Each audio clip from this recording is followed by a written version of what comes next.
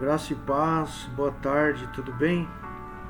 Aqui quem vos fala é o pastor João Paulo, da comunidade Jesus é o Caminho Church. Venho aqui para fazer uma exposição do capítulo 3 de Gênesis, a qual nós estamos fazendo as leituras, Começamos sábado, dia 1º, e hoje é dia 3, então estaremos expondo o capítulo 3 de Gênesis, que falará sobre a tentação e a queda do ser humano. Mas antes disso eu gostaria de orar com você, pedir a Deus para que essa palavra possa entrar no seu entendimento e você compreender o amor grandioso que Deus tem por você e por toda a humanidade. Vamos orar? Senhor querido, Senhor amado, obrigado, Senhor, por mais esse dia, por mais esta oportunidade de estar explanando a sua palavra, Senhor, aos corações. Abençoa a casa dos teus servos, abençoa a vida dos teus servos. Abençoa, Senhor, a cada pessoa que ouvir esta palavra, Senhor. Chama, Senhor, aos corações, para que eles possam, ó Senhor, entender que o Senhor os ama e que eles podem, ó Senhor, entregar as suas vidas e serem transformados por Ti, Senhor. Abençoa-me, ó Senhor, e usa-me com Teu Espírito neste dia, Senhor. Em nome do Senhor Jesus. Amém. Vamos ler o capítulo 3 de Gênesis e depois a gente vai expor esse capítulo em frações, Vamos lá. Capítulo 3, versículo 1 diz assim. Capítulo 3 de Gênesis, versículo 1 diz assim: Ora, a serpente era a mais astuta de todas as alimarias do campo que o Senhor Deus tinha feito. E esta disse à mulher: É assim que Deus disse: Não comereis de toda a árvore do jardim? E disse a mulher à serpente: Do fruto da árvore do jardim comeremos, mas do fruto da árvore que está no meio do jardim, disse Deus: Não comereis dele, nem nele tocareis, para que não morrais.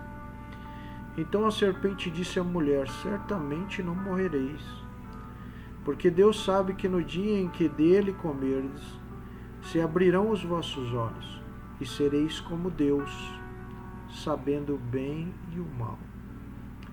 E vendo a mulher que aquela árvore era boa para comer,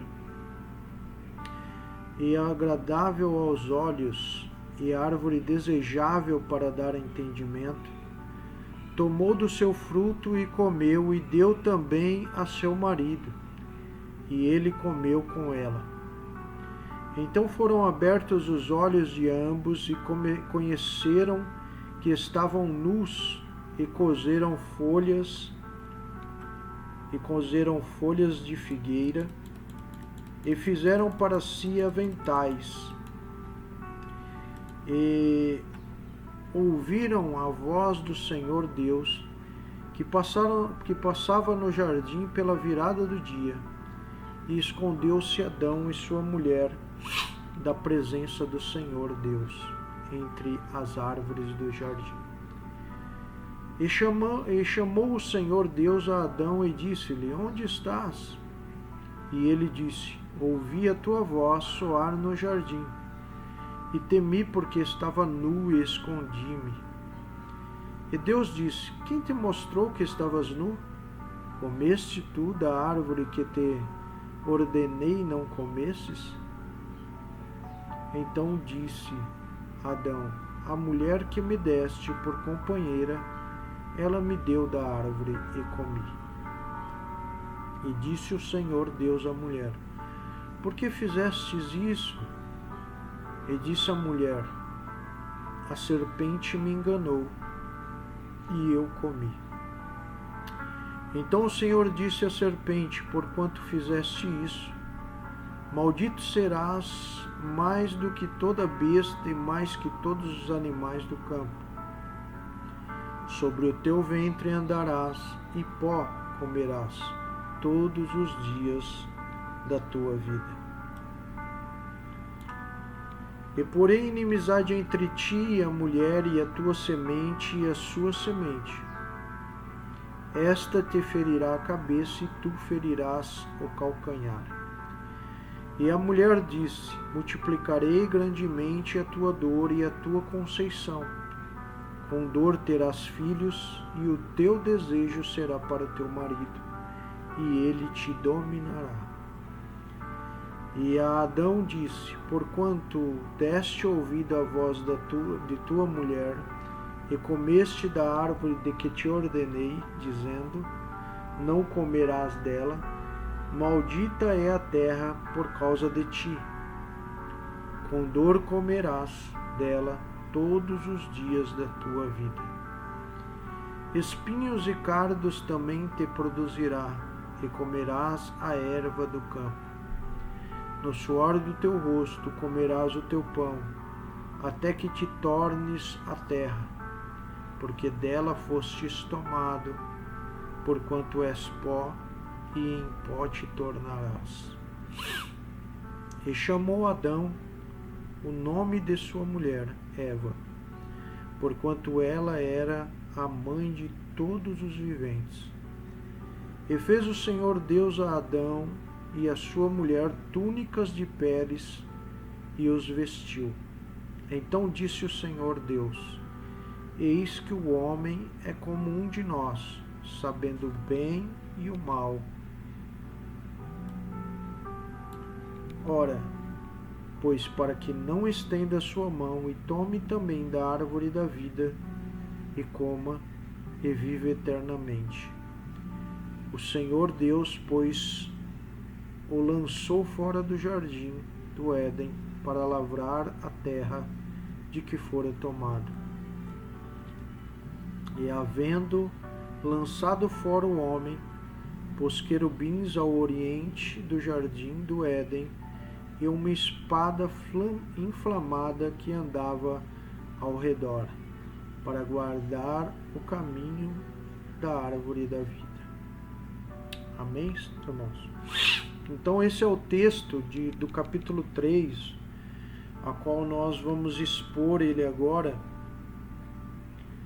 Expor esse texto, né? Trazendo primeiro uma introdução aqui do capítulo 3 de Gênesis, que é um dos mais importantes de toda a Bíblia, pois marca o início do problema humano, o pecado. Aqui encontramos a origem da desobediência, da separação entre Deus e o homem e a necessidade da redenção. Se em Gênesis 1 e 2, que nós já expomos, que está lá no YouTube, vemos a criação perfeita em Gênesis 3, vemos o rompimento dessa perfeição. Este capítulo explica por que o mundo está como está e revela o caráter misericordioso de Deus, que mesmo diante da queda, promete um Redentor.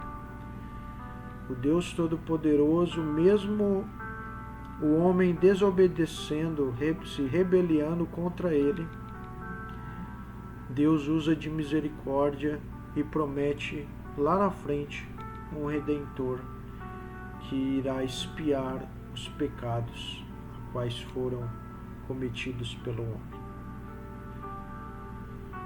Um tema central a qual nós podemos colocar nessa mensagem, nesse sermão, né, nessa exposição desse texto, nós vamos colocar esse tema: a consequência da desobediência e a esperança da redenção.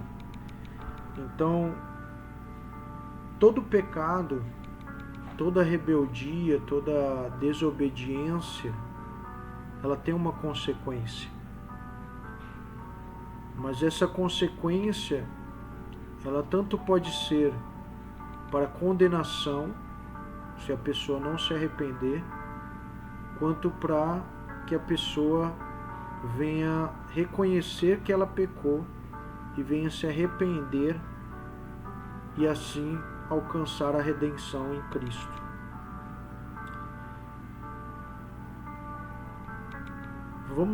Nós vemos ali no versículo 1 ao 5, né, a sutileza de Satanás. Como Satanás ele usa de sutilezas e tentações para enganar o homem, e muitas vezes ele usa a própria palavra distorcida, né, para que o homem caia em suas tentações. Diz assim no verso 1: ora, a serpente era mais astuta de todas as alimarias, ou seja, ela tinha uma grande inteligência, né, do campo que o Senhor já tinha feito. A serpente usada por Satanás representa a astúcia do inimigo. O primeiro passo da tentação foi gerar dúvida. Por isso que é perigoso, irmãos, a gente está com a nossa mente vazia, com a nossa mente vacilante, porque o inimigo ele lança dúvidas quanto à palavra, para que nós venhamos ter dúvidas se aquilo é real ou não. É assim que Deus disse, né? É assim que Deus disse. Satanás sempre traz uma dúvida ali. É verdade? Será? Será que é assim mesmo? Será que essa palavra é realmente isso que está dizendo mesmo? Será que não tem uma interpretação diferente? Satanás sempre tenta disturbar a confiança na palavra de Deus. Depois ele distorce a verdade, né? Ele distorce a verdade, né? Que Eva fala assim, Deus fala que certamente morrereis. Então, Deus fala que se eles comessem daquele fruto, certamente eles morreriam, né? E ele nega a consequência do pecado e oferece autonomia ao homem, né? E daí Satanás ele vem com as artimanhas dele, negando ali, não vai ter essa consequência não, vocês não vão morrer, entendeu? E oferece ali uma autonomia, como se o homem, para que o homem, o seu orgulho crescesse.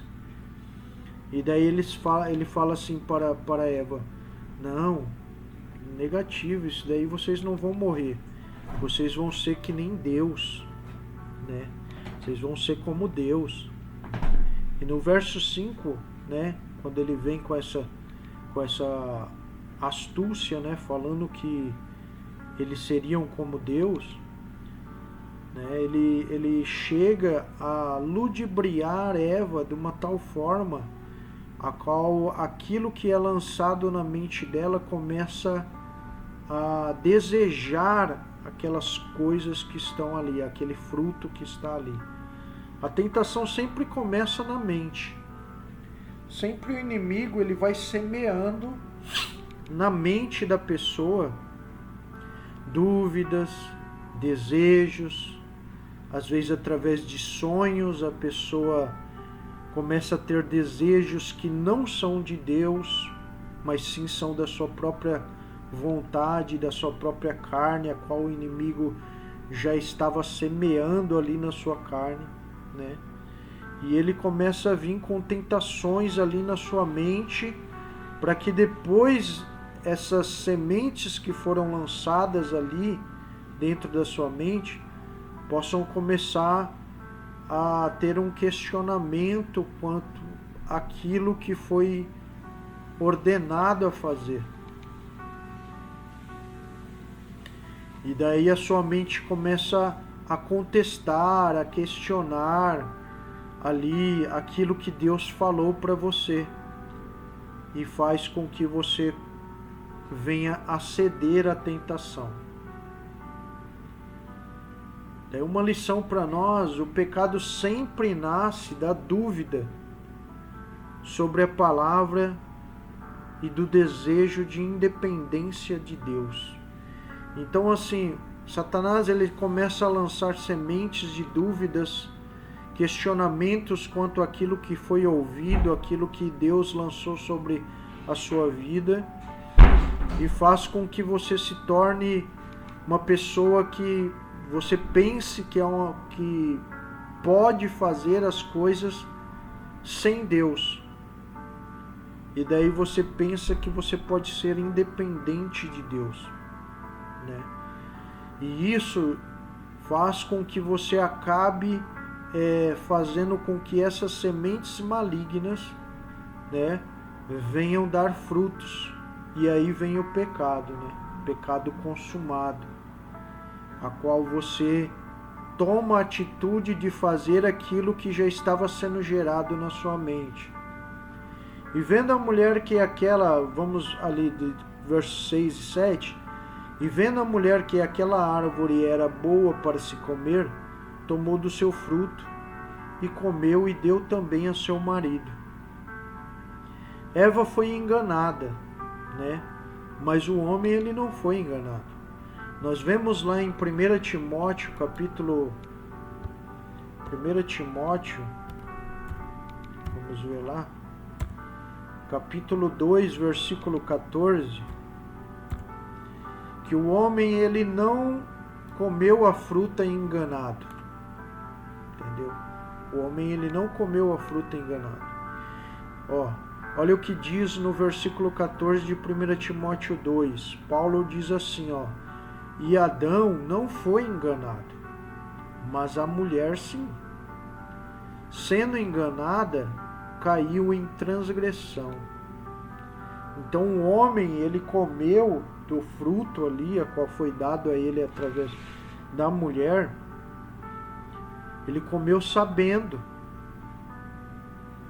Entendeu? Ele comeu sabendo que aquilo era errado. O pecado envolveu-se em 3 aspectos do ser humano. E daí essa ação, essa consumação do pecado, essa rebeldia e desobediência resultou em 3 ações do ser humano, em 3 aspectos, né? Que é o corpo, a alma e o espírito. O corpo sentiu ali a vontade de comer, né? O corpo sentiu ali a vontade de comer e viu que aquilo era bom para ele comer, né? A alma, ela desejou aquele fruto. A alma, ela desejou aquele fruto, porque ela viu que era agradável aos olhos. Então, tudo que entra pelos nossos olhos contamina a nossa alma, né? Ou traz vida à nossa alma. E também o espírito, né?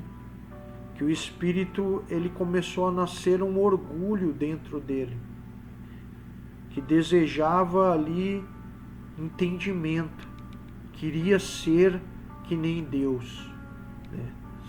Então, o inimigo ele usou de uma artimanha a qual afetava esses 3 aspectos humanos: o corpo, a alma e o espírito, né? A alma desejou, veio o orgulho dentro do espírito, e o corpo ali efetuou o pecado, consumando ele. Após o ato, os olhos se abriram. Olha só, a mulher comeu, nada aconteceu. Nada aconteceu. Porque ela foi enganada pela serpente. Então nada aconteceu. Mas o homem comeu, e quando ele comeu, abriu-se os olhos dos dois. Por isso que Deus, ele fala que nós, homens, somos a cabeça, né? E a mulher o corpo. Nós temos que ser os sacerdotes do nosso lar. Nós temos que estar sempre ligados ao Senhor, para que o nosso corpo não padeça, ou a nossa família não padeça. Então, as consequências das atitudes, as consequências das escolhas que nós fazemos, homens, aqueles que são servos de Deus, que temem a Deus, isso resulta na nossa família.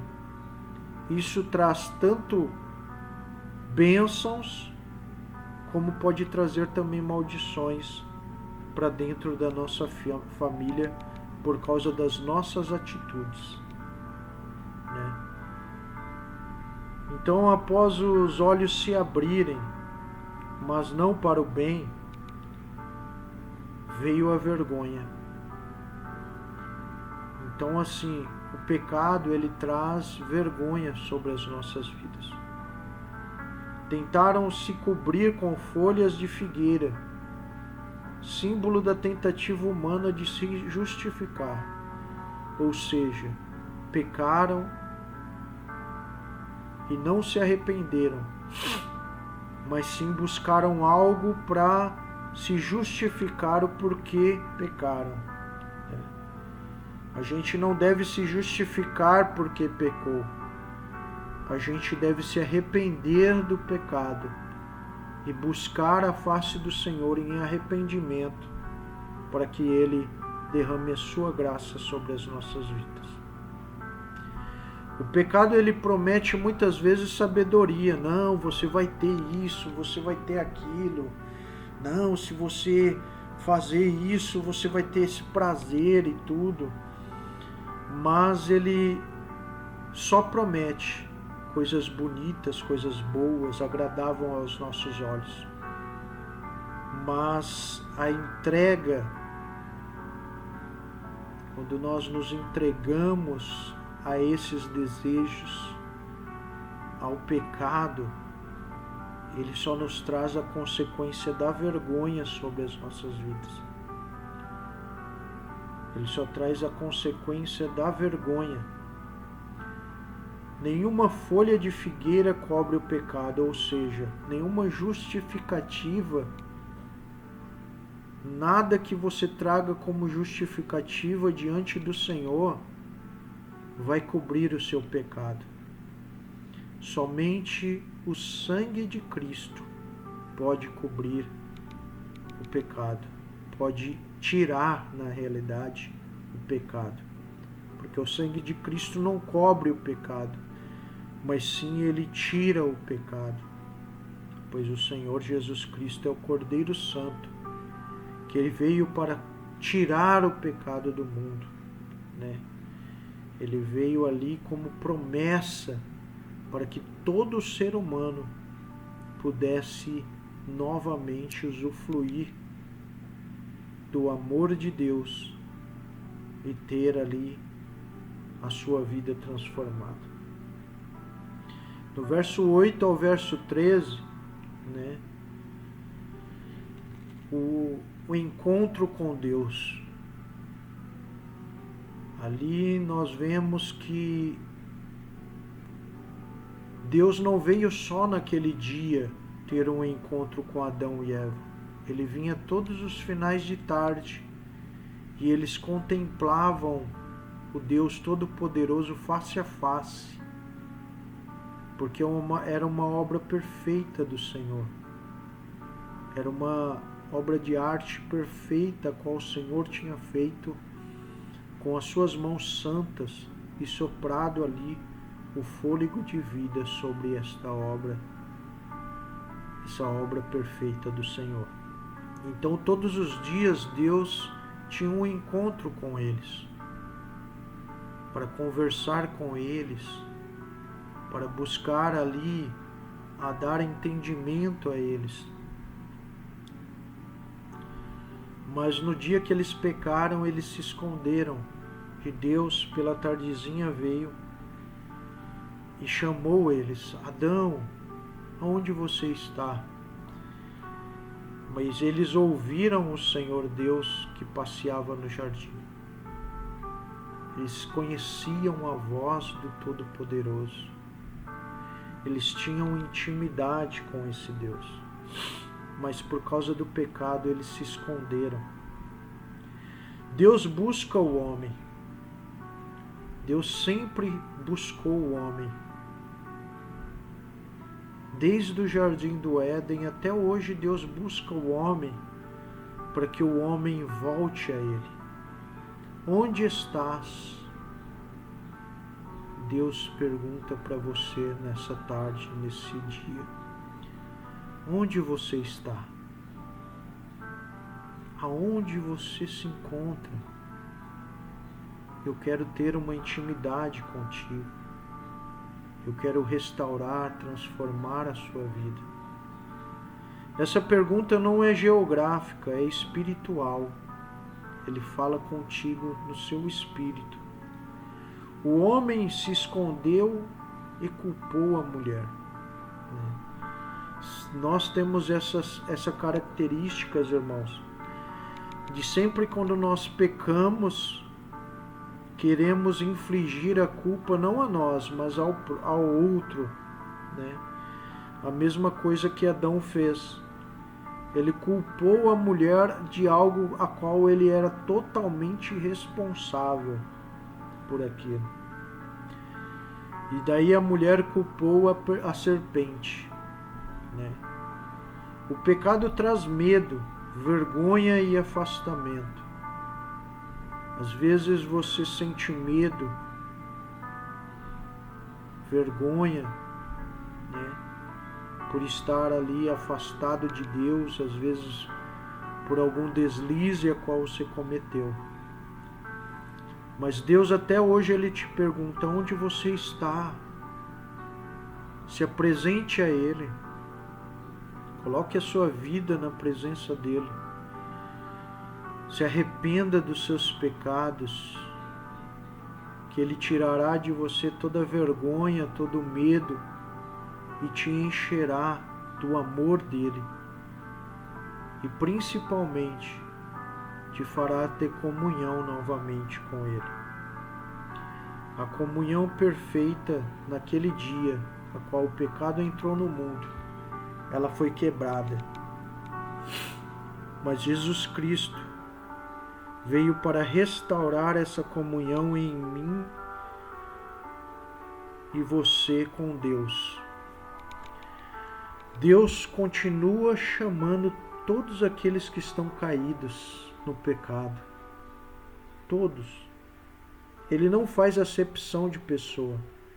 Se você é pobre, se você é rico, se você está ali no intermediário entre os dois. Ele não faz distinção de pessoas.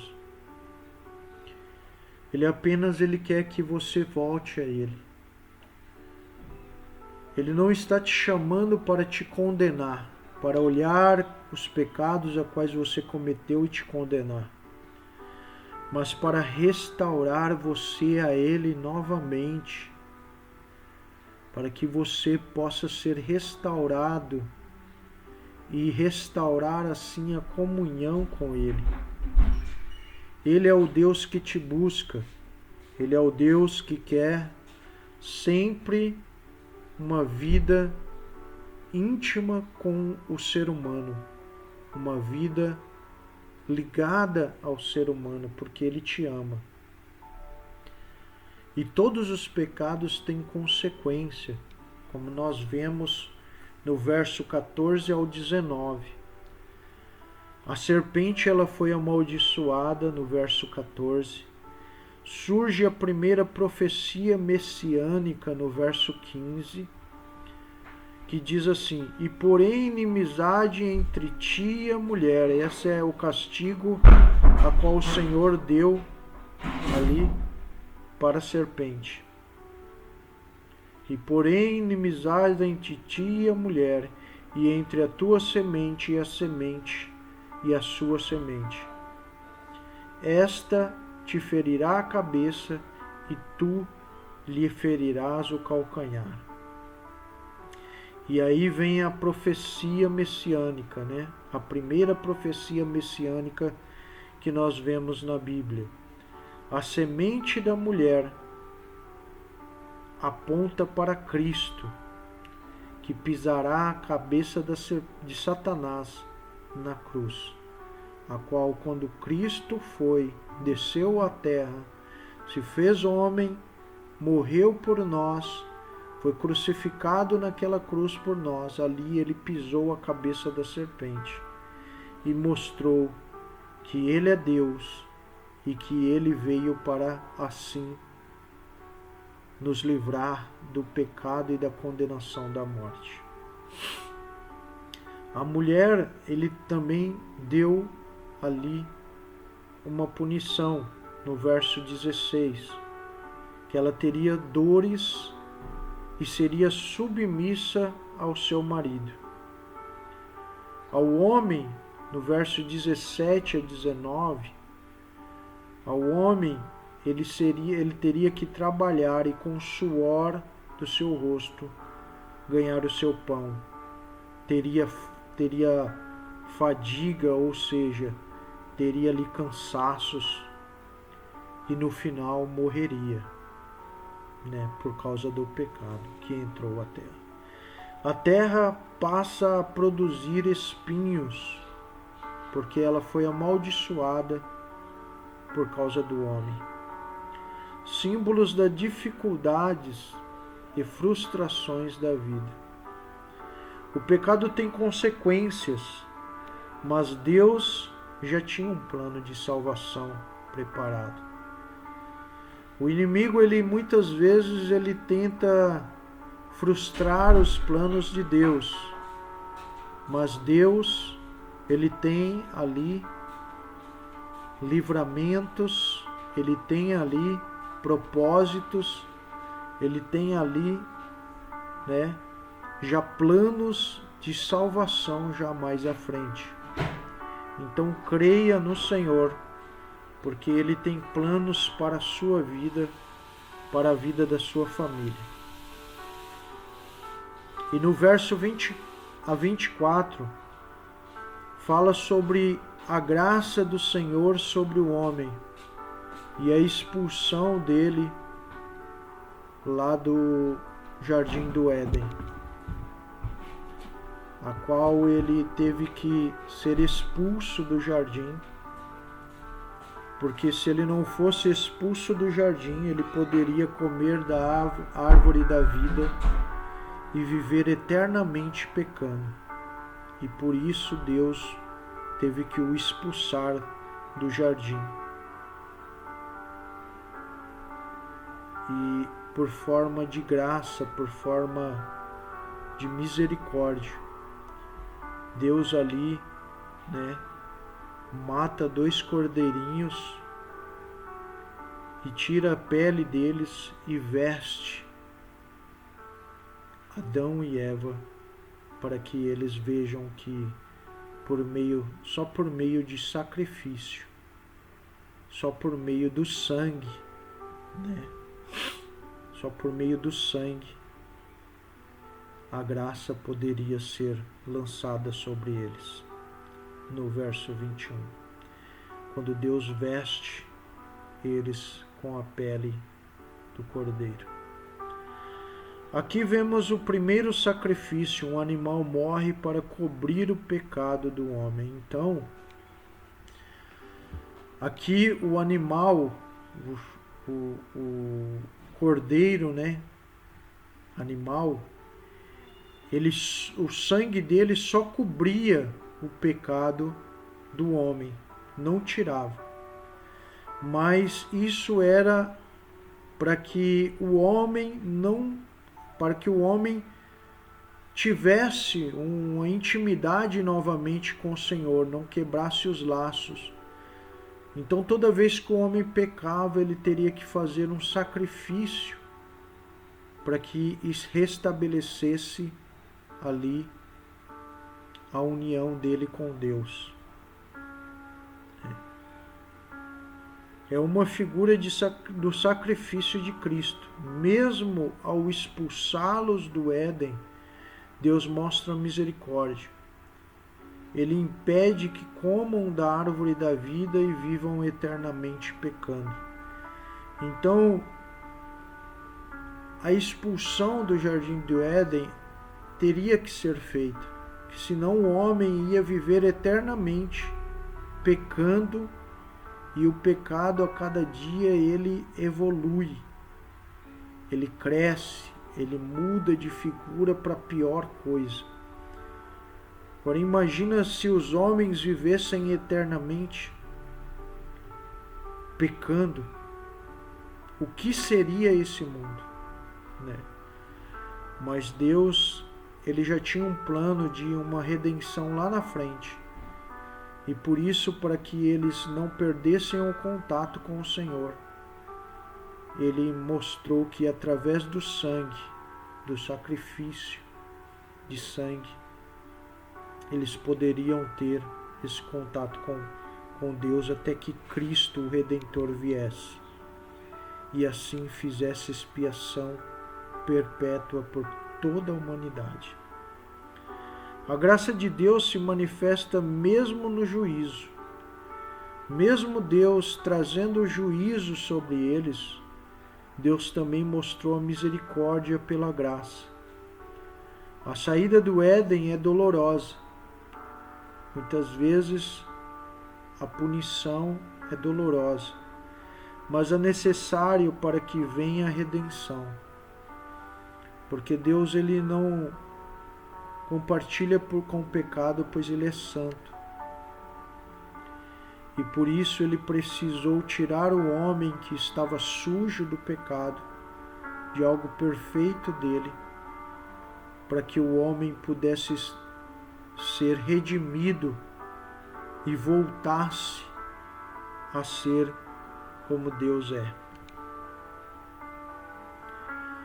E para nós concluirmos o capítulo 3 de Gênesis, nós vemos que nesse capítulo nós vemos a tragédia da queda, mas também a semente da esperança.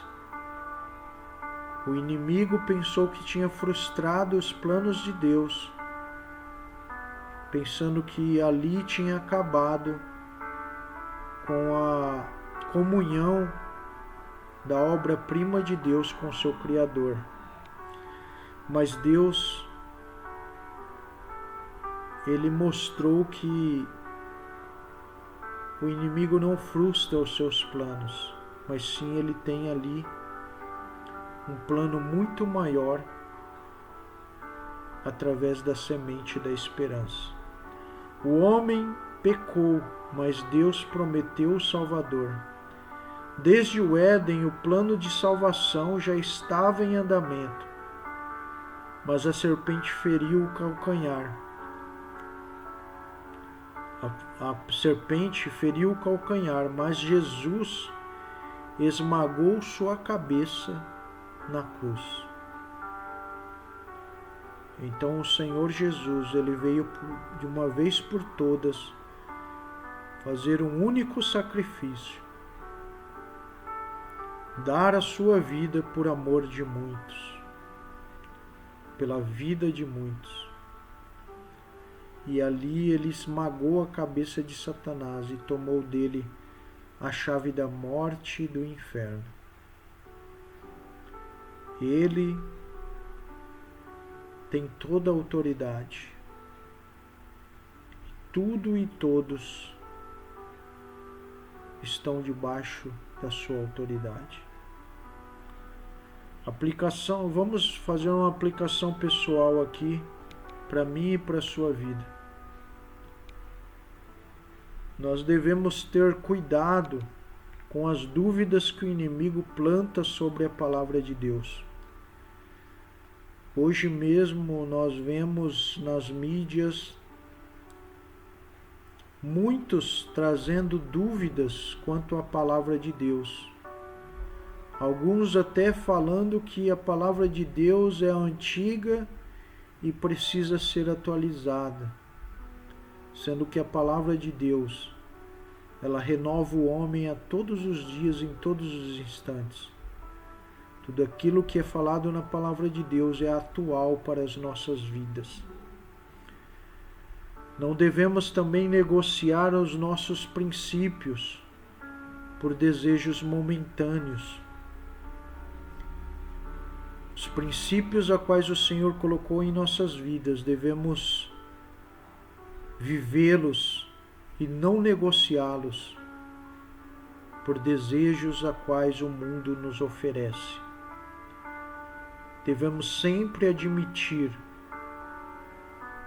os nossos pecados diante de Deus, para que assim nós possamos voltar a Ele e estar aos braços dele e viver uma vida contínua e constante na presença dele. Ele ainda pergunta para você que está aí, que verá esse vídeo: aonde você está? Ele está te procurando. Ele quer ouvir a sua voz. Ele quer que você se apresente a Ele, que você se entregue a sua vida a Ele. Então nesse dia receba a graça de Cristo, que essa graça ela cobre todas as nossas vergonhas e restaura nossa comunhão com o Pai. E aí nós podemos falar, quando nós somos restaurados por Cristo: Abba, Pai. Reflita também nesse texto, a qual eu vou deixar para você em Romanos capítulo 5, versículo 19, que diz assim: porque assim como pela obediência de um só homem, assim como pela desobediência de um só homem, muitos foram feitos pecadores. Então, pela desobediência de Adão, pela rebelião de Adão, nós herdamos o pecado original. E por isso somos todos pecadores e destituídos estamos da graça do nosso Deus. Mas Senhor Jesus, Ele veio para mim e para você, para restabelecer essa comunhão novamente. E assim fala: assim pela obediência de um só homem. Quem foi esse homem? Cristo. Muitos serão feitos justos. Por Cristo nós somos justificados diante de Deus. Então você que está afastado, você que está num caminho tortuoso por causa do pecado, e o pecado a cada vez tem te levado para mais dor e sofrimento e vergonha, volte para Cristo. Receba Cristo como seu único e verdadeiro Salvador e restabeleça ali a comunhão com o seu Criador, para que você possa chamá-lo de Pai e Ele possa te chamar de Filho. Que Deus abençoe a sua vida. Estarei orando pela sua vida agora e medite nessa palavra. Senhor querido, Senhor amado, abençoa, Senhor, essas pessoas que ouviram essa palavra. Abençoe essas pessoas, ó Senhor querido Deus, que estão aí, Senhor querido, em caminhos tortuosos, que não sabem o que fazem, que são levadas pelo pecado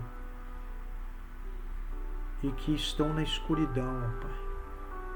Que esta palavra venha trazer luz, ó Pai, aos caminhos dessas pessoas e que elas vejam a esperança ali florescer em suas vidas, para que elas possam assim, Senhor, receberem de Ti ali a salvação, a redenção dos seus pecados e a graça do Senhor todos os dias, e possam Te chamar de Pai, Senhor. Chama, Senhor, esses corações, derrete-os diante da Tua presença e faz, ó Senhor, filhos para o Teu reino, ó Pai.